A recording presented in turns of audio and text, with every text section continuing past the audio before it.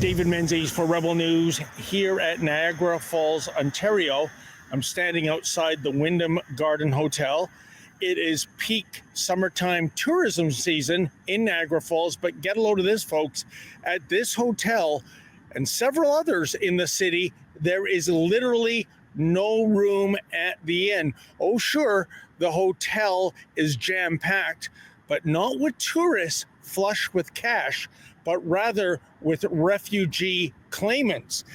I can tell you, folks, there are about 16,000 hotel rooms in Niagara Falls, and some 2,000 of those rooms are currently housing about 5,000 asylum seekers.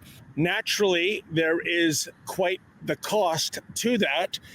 Immigration, Refugees and Citizenship Canada released figures last year showing that the federal government spent some $115 million in housing asylum seekers at hotels in Niagara Falls exclusively, and that was just over a period of 12 months. And if you're wondering where these asylum seekers hail, well, we're talking about countries such as Nigeria, Venezuela, Kenya, Turkey, and Colombia.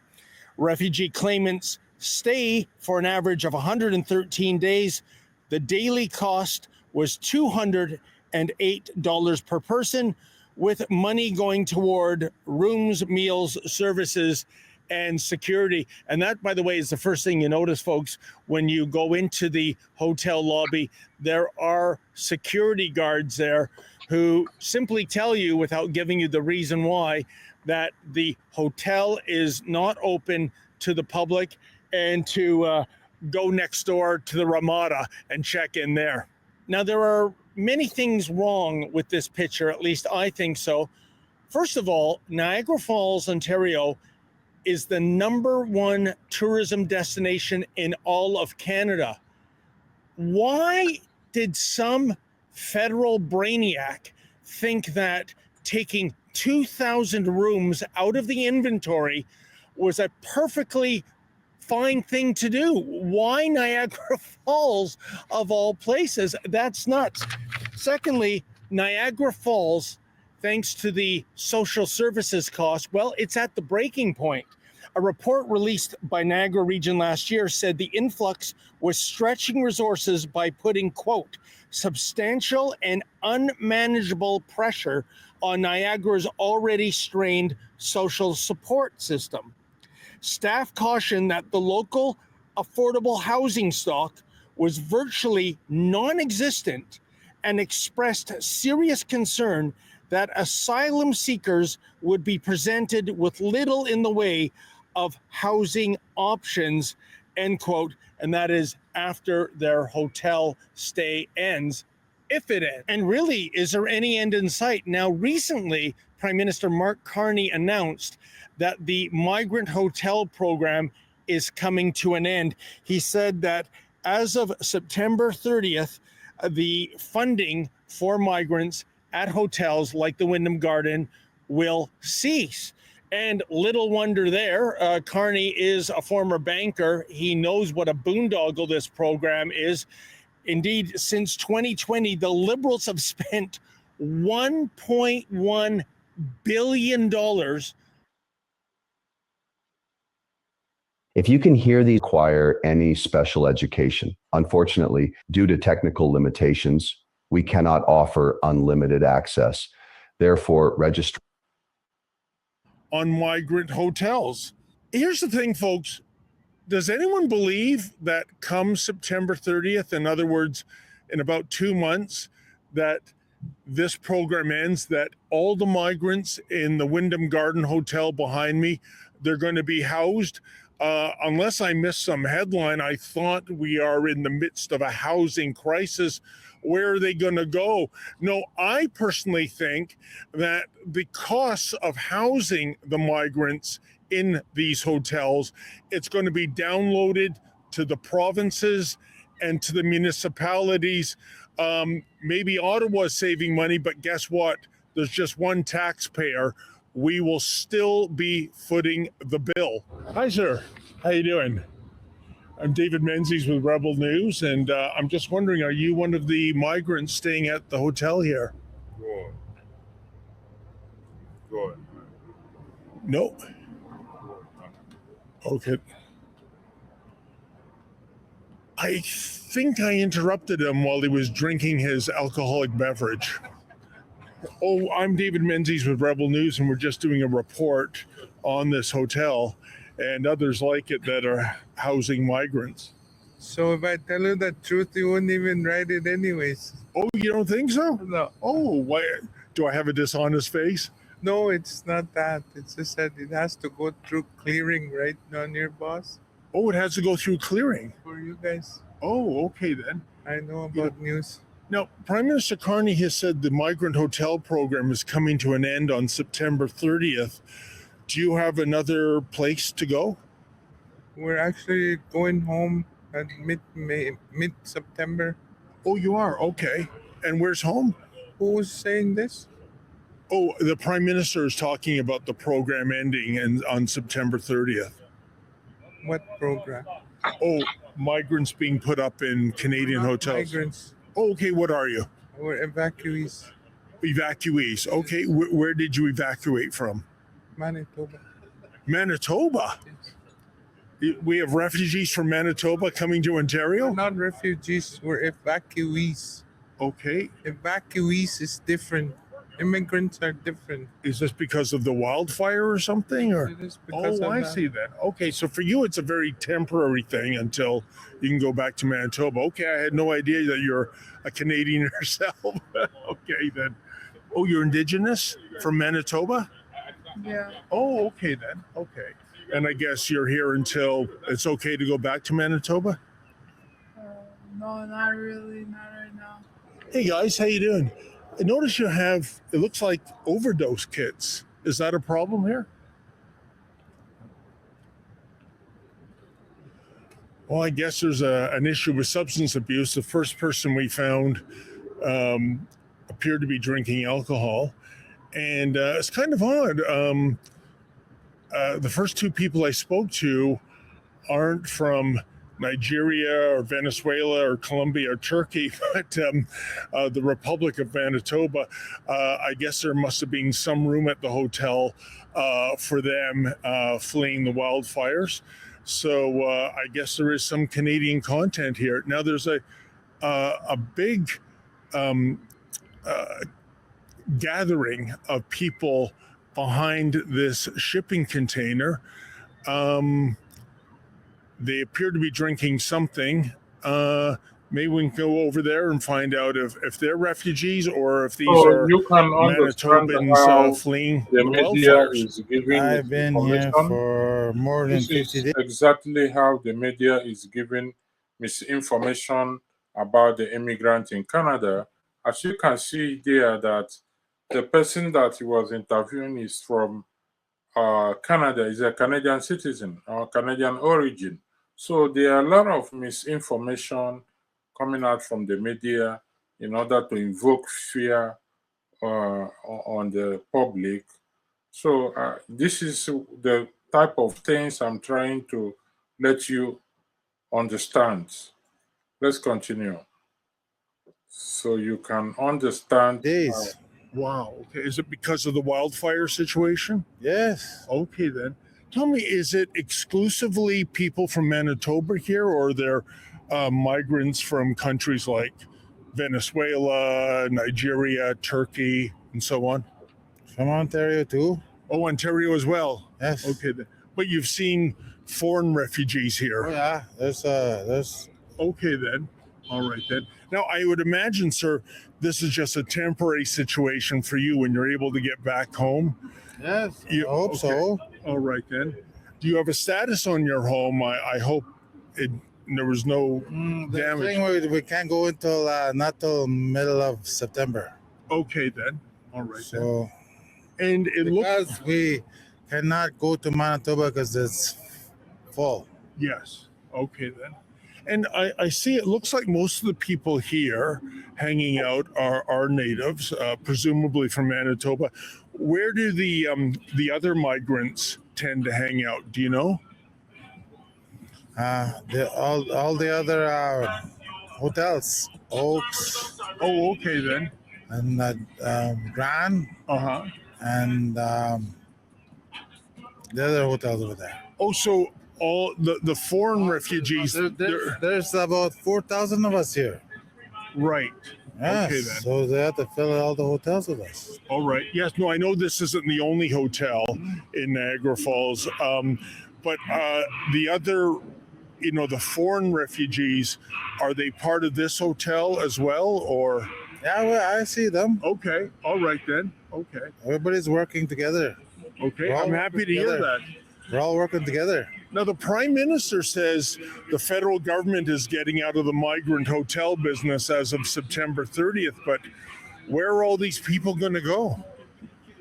Well, we have to walk home, I guess. That's a long, Idle, I guess. Idle. that's a long walk to Nigeria. Idle, I would like to go. Yeah. Okay, then. All right. Well, listen, sir, I wish you the best. And I had no idea there was a Canadian content here at this hotel, but everyone's getting along?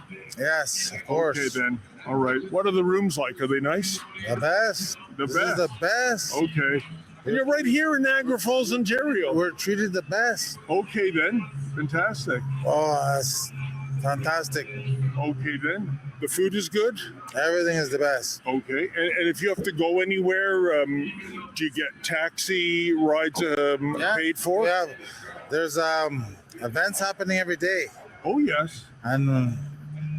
and we have it all set up, and we have food, and we have the hotel, and we have friendly people. Yes, of course. Okay, then. All right. What are the rooms like? Are they nice? The best. The This best. is the best. Okay. And you're right here in Niagara Falls, Ontario. We're treated the best. Okay, then. Fantastic. Oh, that's fantastic. Okay, then. The food is good? Everything is the best. Okay. And if you have to go anywhere, do you get taxi rides paid for? Yeah.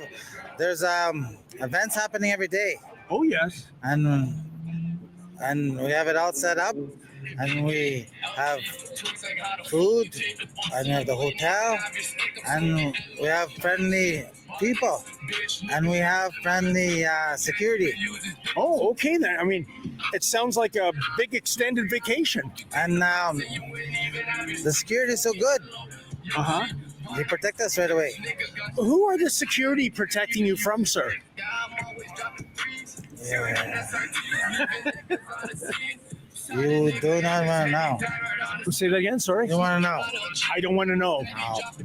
Are there some gang members here? No. It's just protection for the people. Okay, then. No, I mean, I'm happy. They're protecting them from us too. Okay, then. Has there been any bad incidents, any violence? Everything's good. Okay, then. Everything's good. So they're just protecting you just in case. Protecting us, and they're protecting us from them too. Okay, all right. Is this, you mean protecting you from the foreign migrants? We have to keep the peace, right? Yeah, Everybody has to be peaceful. yeah. So it has to be peaceful. Okay, then. And everything has been peaceful? Yes. Okay. Well, folks, what can I tell you? My cameraman Lincoln J and I, we went for a walkabout in the property because we saw a bunch of people basically camped out behind containers. And most of them, if not all of them, were Indigenous people from Manitoba escaping the wildfire situation. And they said the plan is in the weeks ahead to go back there. I did speak to one person, and he did say that in addition to the Indigenous Manitobans, there are refugees from other parts of the world.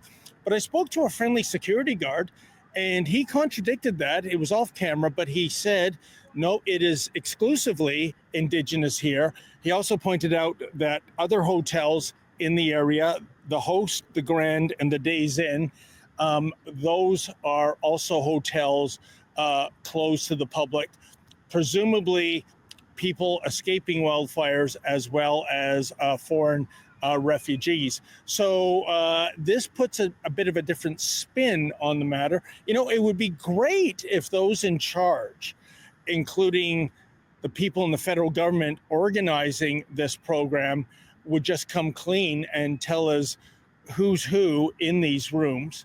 But regardless, the security guard said when everyone does leave, the Wyndham Garden will once again be open to the public. So we'll just hang around the property for a little while longer, see if we can find out any new information. Stay tuned. And by the way, here's the big question. How in the world does Canada win the war against poverty if we keep importing poor people from all over the world? Can anyone possibly speak to the logic behind that? We have born and bred Canadians who are living in poverty. Many of them are actually veterans who serve this country. Do they get a hotel room overlooking the falls? I don't think so. But then again, I suppose their option, if you speak to certain people in the federal government, well, that's what MAID is for, medical assistance in dying, as opposed to somebody coming at the end of the day to tidy up your room. For Rebel News, I'm David the Menzoid Menzies.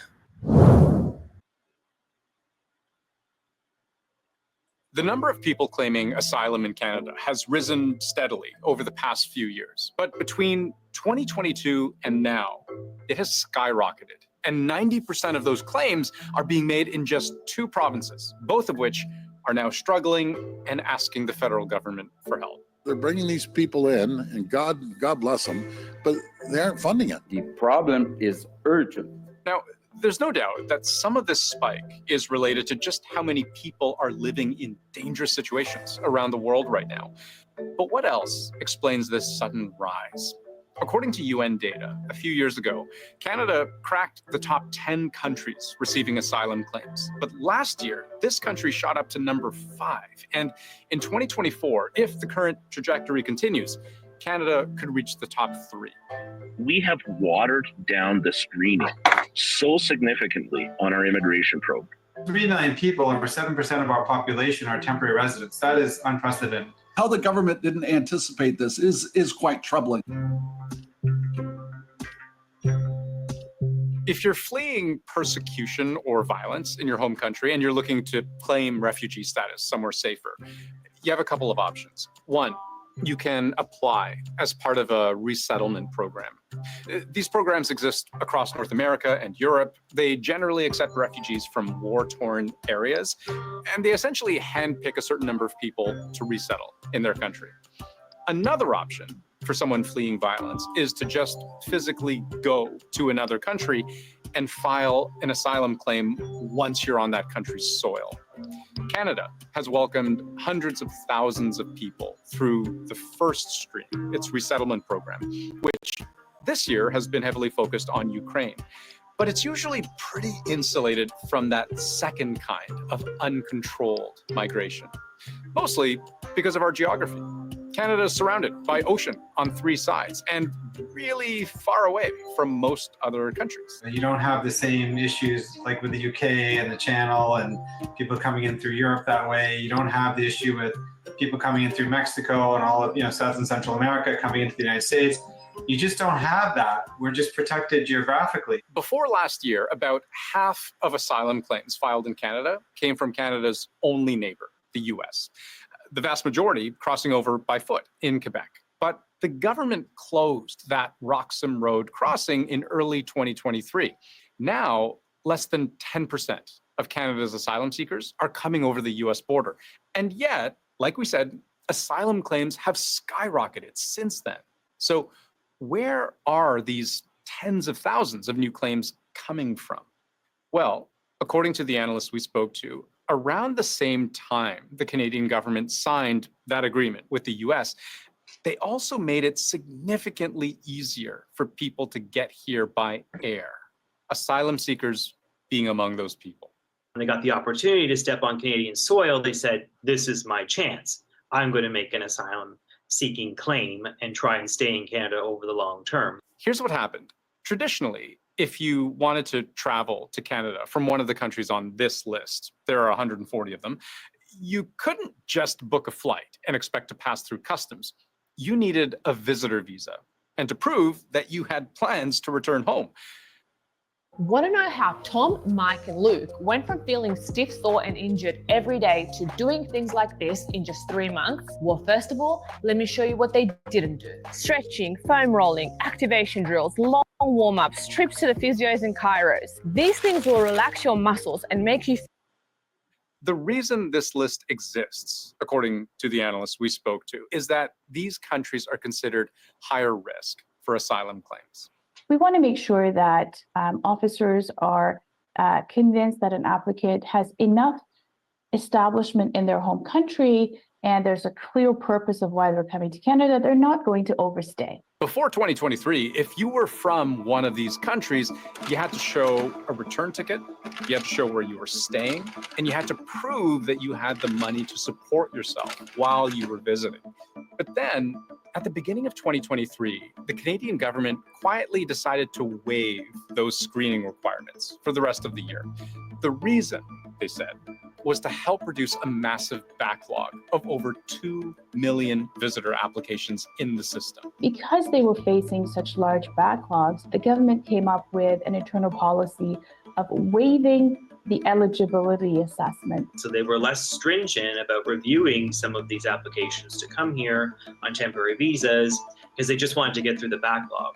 And according to an internal memo that the Globe and Mail got a hold of around the time of the decision, the government knew that this might have consequences, writing that not all applicants would be genuine visitors, and that the department might expect an extra 8,600 asylum claims as a result.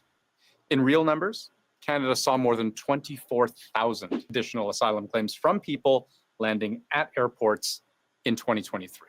When they're not vetted, if anyone who's been in the industry a while knows that, if you do that, then there are people that are more economic migrants. Economic migrants, meaning people who are looking to come to Canada to build a better life, as opposed to, say, fleeing a war.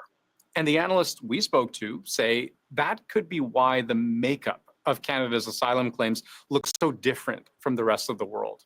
Why so many claimants are coming from places like Mexico or India, as opposed to Ukraine or South Sudan.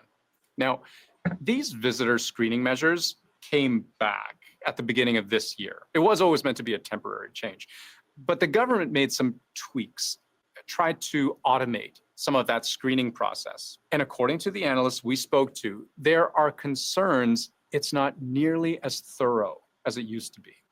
If an application is determined to be based on the algorithms that IRCC developed, a low-risk application, then it's going to be approved 99% of the time without an officer really going in and looking at those documents. And just look at the number of people who claimed asylum at airports in the first 8 months of this year.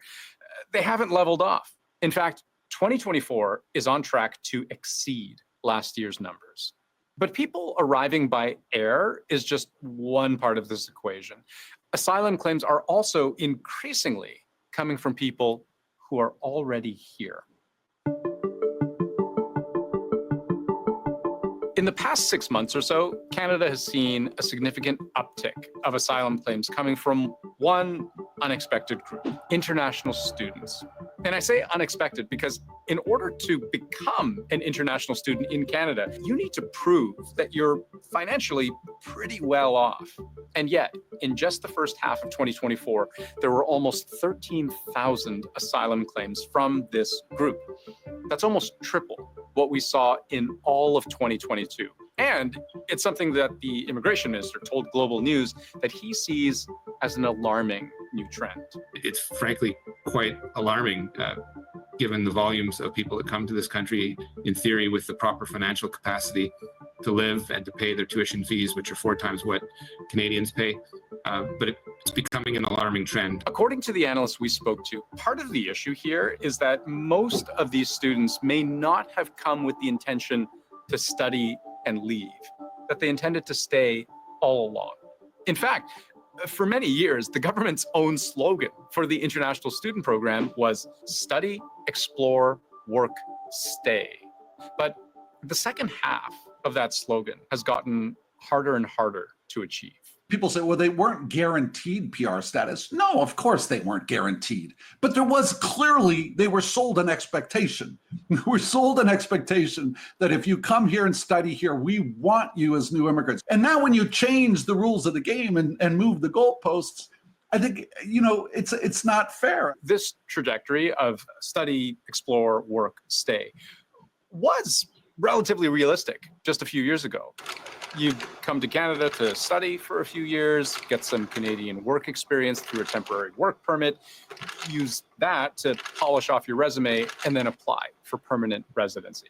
And chances were good that you'd be approved. But today, there are too many applicants and not enough spots. There's been a huge increase in the number of international students. The numbers are quite staggering, frankly. I mean, they've nearly quadrupled in the last 9 years. We know there are over 1 million people here in Canada on a study permit last year. That's over 1 million people on study permits, with only about 485,000 permanent resident spots. As early as 2022, we were, as an immigration bar, talking about the numbers are not matching up. The total number of economic class immigrants that Canada wants to take each year was not corresponding to the number of students that were being taken in each year. And not only were the numbers already working against these students hoping for permanent residency, a few months ago, the government made it harder for many of them to get work permits after they finished studying, which was an attempt, they say, to deal with skyrocketing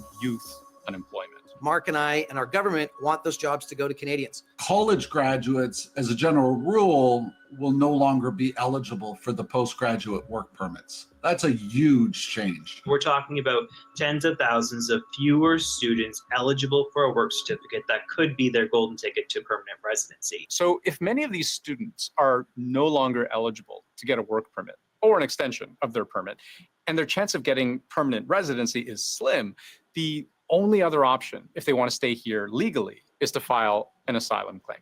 The reality is what's happening now, as we speak, is that every day now, thousands of people's visas are expiring, and they're becoming what are called visa overstayers, undocumented. There's some pressure, at least on some applicants, that just buying themselves more time or trying to make a last-ditch effort. And some applicants are turning to refugee claims to be able to try and do that. According to international law, Canada is required to process any asylum claim made by anyone on Canadian soil, regardless of how they got here. They don't have to accept that claim, mind you, but they have to grant that person a hearing in front of a judge. But with such a massive backlog, it's taking years to get to that stage. Unfortunately, I'm seeing clients of mine who are desperate to stay. If they continue to get poor advice by non-lawyers who just say, oh, make a refugee claim. And when you make a refugee claim, you get a work permit and you get interim federal health. And there's a concern that what we're seeing now is just the start of a trend. It's estimated that up to 175,000 foreign students will see their visas expire in the next year. And many temporary foreign workers are in a similar boat. People can criticize them and say flippant things like, when your visa expires, why don't you just go home? No, not that simple. People have uprooted their lives, have made big investments to come to Canada. Families have invested in children to come and build this new life. Not that simple. You can't just turn around when the rules change. Last month, the federal immigration minister told CBC News that it needs to do a, quote, stronger job of ensuring that people applying for visitor visas are in fact seeking to visit and not to file an asylum claim. They are also trying to figure out an interim plan to relieve pressure on Ontario and Quebec and to figure out a way to support all of these asylum seekers while they wait for their verdict. They hope to present some kind of announcement in the coming weeks. A new report from the Institute for Canadian Citizenship finds that the number of permanent residents leaving Canada is on the rise. What is sparking this exodus? Joining us now to discuss is Daniel Bernhard, CEO of the ICC. It's good to have you back in that chair. Thanks. Let's just show the folks what you already know. We've got some Statistics Canada numbers here to share. And Sheldon, I'll ask you to bring these up right now. They call this onward migration, which basically is a fancy way for saying That's people who are leaving Canada. And this is over the last 20 years. And for those listening on podcast, I'll just describe what we've got here, which is essentially a graph showing what percentage of people who come then leave. And it's a pretty flat line until about 2017, when there's a big spike, but then it comes down again. But now here we are after COVID in 2020, and the line is spiking up again. So what concerns you about that trend? Well, what we see is this phenomenon of people who are coming to Canada from around the world. And by the way, I should clarify, all the people in this study are permanent residents. So they all have the ability to stay and have chosen not to. We're not talking about temporary workers or international students. And this is, I think, quite alarming. There are a number of different ways to slice it. The view that you just showed is the year of leaving. We can also look at how people are leaving based on the year that they've arrived. What we've seen in that graph is actually a 30-year upward trend. So whilst there are spikes in recent years, conservative governments, liberal governments, all different types of economies, this phenomenon has been silently on the rise. And what does it mean? It means that people who are hand-selected in many respects, economic immigrants are actually the most likely to leave, according to our study. Maybe we'll get into that soon. These people who are hand-selected for their ability to address some of Canada's most pressing economic and social needs in areas like healthcare, early childhood education, et cetera, are increasingly saying thanks, but no thanks. And this is troubling because when they leave, the needs that they are brought here to address do not. And so Canada, as a country that's been dependent on immigration, I think should be concerned about this growing trend, not yet at a catastrophe level, but definitely rising and trending in the wrong direction of immigrants who are coming to the country and saying, thanks, but no thanks. Can you tell whether they leave after 5 years, 10 years, 15 years? What? Yeah, so that's actually a very important finding in our report. The number of immigrants that are projected to leave the country is about 20% over the long term, 20 to 25 years. But what we find is that most of that leaving happens in the first 7 years. And so there is this real spike in the graph between years 3 and 7, where the risk of departure is highest. It's like danger zone territory, but it's also actually an opportunity for intervention. If Canada can make those early years winning years, amazing years, satisfying years, such that people with these great talents from around the world decide, my decision to come here, this was the right move. This is the place where I would like to devote my talents and my energies to the country's success. This is the place where I belong and where my family belongs. That is to the great benefit of all Canadians, not just the immigrants who are coming here. But if we can't get people past that year 7 hump, then we lose on everything that they have to contribute. So that's, I think, what's at stake here. On the other hand, I'll play devil's advocate here. You can imagine people who have been here for a few generations saying to themselves, this is a pretty good place to live in this world for a lot of people. And if they don't want to stick around, well, good riddance. What's wrong with thinking that way?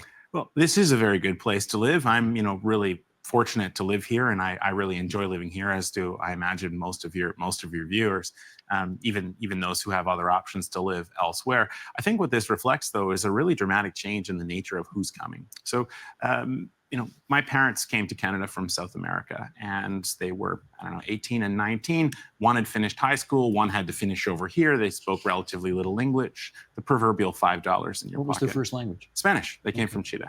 And Chile was in the midst of a coup and a dictatorship and all that kind of stuff. So everything in Canada was upside.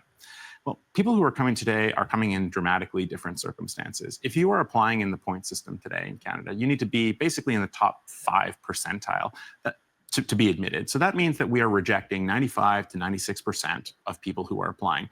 That's a level of competitiveness on par with Harvard University. So who are we getting?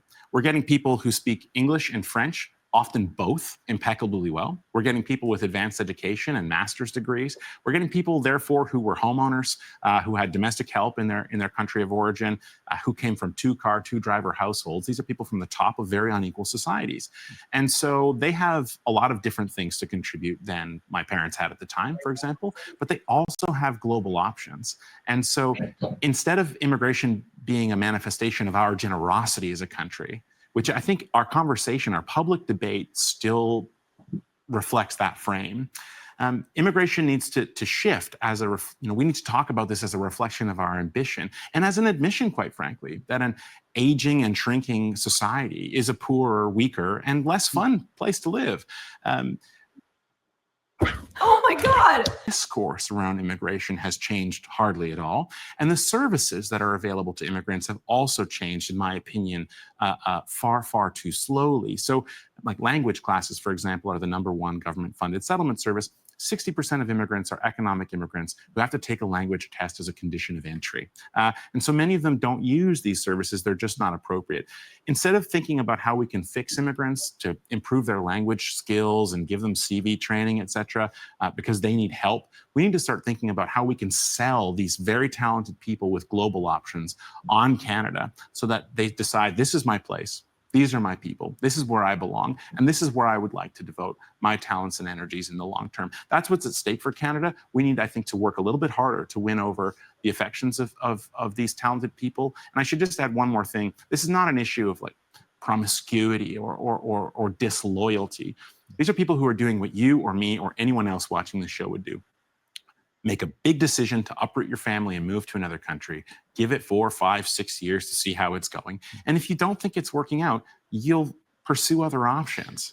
Do those other options include, maybe you could tell me which is more prevalent, going back to their country of origin, or are they picking yet another country to go to? So we don't know that from this data. We suspect most of the returning is to the country of origin. I know there's a lot of interest, for example, in moving to the United States, but that's actually really hard to do. Harder now, I would think. Harder now, yeah, for sure. So we have more work to do there, but we do know that they're not staying in Canada, and that's the prime concern here. Daniel, do we know if they're just homesick? Well, one of the theories is that the nature of global migration is changing. You know, with FaceTime and YouTube, you can practically live in another country nowadays, culturally at least.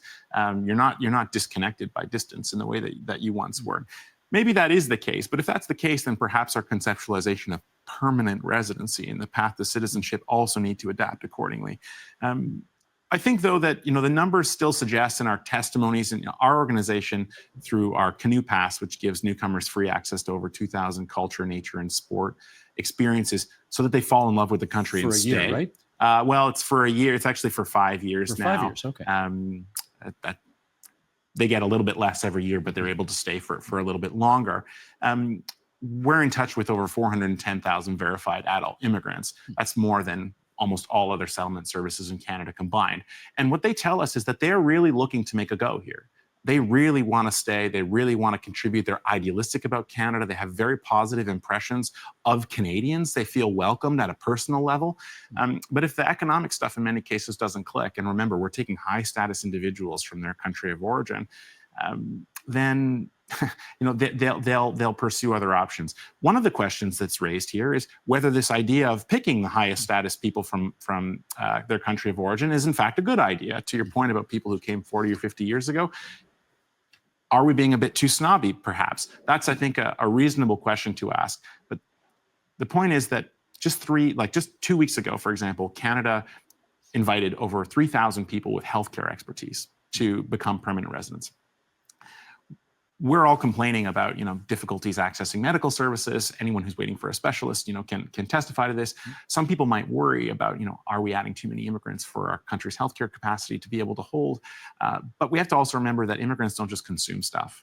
They are producing things, including these people, for example, who will contribute to our healthcare system's success in the long term. So it's a more complicated discussion than that. And so long as these needs persist, then our national interest in retaining people hand-selected to fulfill those needs will also persist. I do wonder, though, I guess I should ask whether or not this really is a problem at all, only in as much as we have seen over the last few weeks, the federal government has really, done a U-turn on immigration. It was, unambiguously up and up and up and up over the last many decades.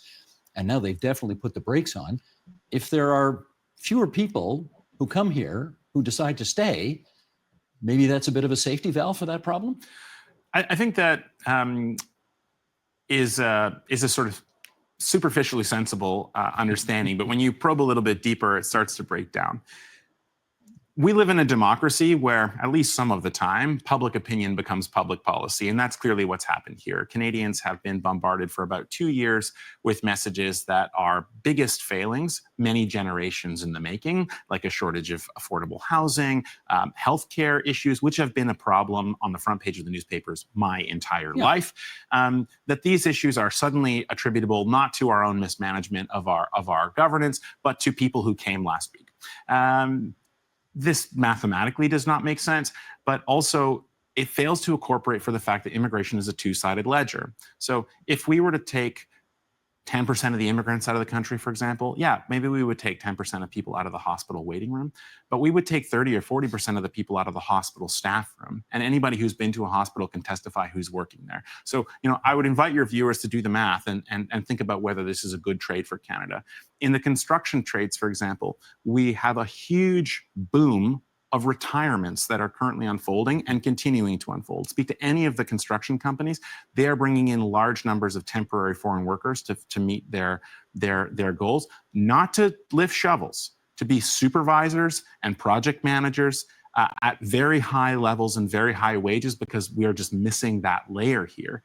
So we can reduce the number of people all we want. The Federal Minister of Immigration and the Prime Minister said, well, this will reduce our housing targets. We'll need to build fewer houses.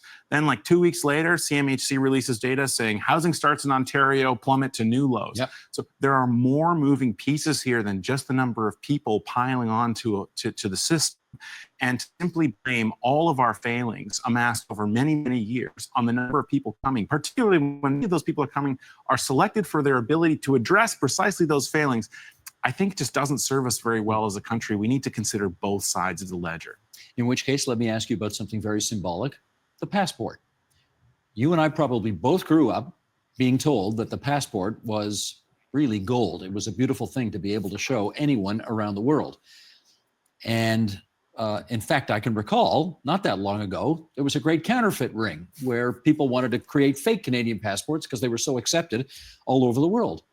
Does it not have the lure it once had? It doesn't. So naturalization rates among newcomers, among permanent residents rather, who are able to do so have declined by 40% between 2001 and 2021. This will come as a shock to many people. It came as a shock to me. I mean, this question about retention, about naturalization rates, I started in my job 3 years ago and I said, all right, what's happening, And I decided to look, and no one actually knew the answers to these things. So we had to find out ourselves. We were surprised by the results too. And the funny thing is that when we ask immigrants why they're choosing to leave to other countries, lack of affordable housing is the number one answer.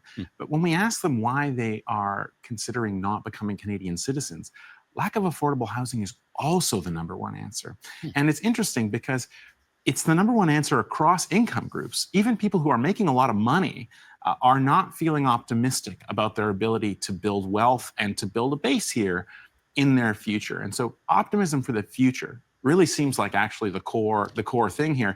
And many Canadians are professing a lack of optimism in the future. And it's no wonder then that immigrants who also live here amongst all of us who consume the same media are feeling the same way. I got some numbers on this. Okay, rate of Canadian citizenship declining. Here's what the citizenship rate has been among adults who met the minimum residency requirements. Sheldon, we got this graphic here. Can we bring this up? Top of page 3. Those who landed in 1996, 65% of them obtained citizenship 5 years later. That's a pretty healthy number. Of those who arrived in 2006, only 44% obtained their citizenship by 2011. And of those who arrived in 2016, again, if you look 5 years later in 2021, 22% obtained citizenship. So we go from almost 30 years ago to about 2/3 of people obtaining citizenship, now down to 2 in 10. What story is that telling? Processing delays during the pandemic probably affect the last number, but even if it's, not 20%, but 30%, right? It's still a major decline. Yeah. I was telling the National Press Gallery last week when we announced this study, I said, Canada's still a great place. It's an affluent and an abundant and welcoming place. I think Canadians really do have a warm and welcoming heart, but we'd also do well to maybe get over ourselves a little bit, Steve. Like there are countries around the world where we are sourcing immigrants from, India, China, the Philippines, that have progressed immensely in the last 30 or 40 years. Like, India no longer has a paper currency. Even the poorest street peddler is doing their business on their phone. People are coming here and they're wondering why our healthcare system is run on fax machines. We send them to immigration services to learn how to deal with the Canadian financial system. We teach them how to write paper checks. They laugh. And then in the employment sector, we're saying, well, do you have Canadian experience? Is that sufficient? And they're going like, what are you talking about? We're light years ahead of you in some of these ways. And so this, I think, speaks to really the main prescription here for all of Canada, not just for the government, but for each of us. It's a double dose of humility, because we are still, like I said, thinking of immigration as a manifestation of our compassion. Like, people are coming from horrible places, and of course you're welcome to come here. Maybe not so many, maybe, you know, we can't handle it all. These are just limits on our generosity, on our capacity for generosity. But what about our open-mindedness to what people from around the world can teach us, to what we can learn? Self-interest. Exactly. And to having a team built up of, you know, of stars from around the world who want to play for our team. You know, when I speak in public, I often talk about Alphonso Davies, the captain of the men's Canadian soccer team, who came to Canada as a refugee and played his very first game for Team Canada either the same day or the next day after getting his Canadian citizenship. And when he goes to work, he literally wraps himself in the Canadian flag because he believes in this place and he feels like he was welcomed here. And we've attained, you know, incredible success on the soccer field as a result. But this plays out in... Have you ever seen the magic glasses that can see clearly? Yes, we should say yes. And we are closed-minded right now about what the rest of the world has done, how they have moved in many cases faster than us. And the tragedy of all this is that we have the people who are already here, who can teach us amazing things and who are bridge builders to global markets, who have a lot to contribute. But instead of asking them what they can teach us, we simply ask them if they can meet our standard, as though our standard is naturally and always the highest one. I think that really says a lot about how Canadians' mentality about immigration is backwards. And if you are an immigrant on the other side of this ledger, you experience this enough times and it starts to get frustrating, and we see that all the time. So no wonder the economic immigrants with the highest points, with the highest global experience, are also now showing us that they are the most likely to be leaving the country. This takes its toll after a while, and it takes its toll not on immigrants, it takes its toll on Canada. This is not something that you should feel badly about because an immigrant was discriminated against or had a rough experience here. I mean, you should. But if that's a nurse that's no longer healing our patients, that's all the patients in the waiting room who suffer. This is an all of Canada problem, and we ought to be talking about it more in those terms. Well, follow up on that. We got a minute left here. What should we do? Well, I think first of all, we should have retention targets. There is no one right now in any government in Canada who is mandated to deal with retention as their job. So I think that's something that we definitely ought to look at. We ought to take a broader view of settlement services beyond just fixing people's deficiencies and thinking about ways to sell them on Canada. Like our Canoe program, there are others that are thinking more broadly like this. But most importantly, I think we should, you know, try and issue a longstanding Canadian tradition of just pointing our fingers at various governments. This is something that we can all contribute to. Think about what makes your quality of life positive in your community. Is it government policy? Sometimes.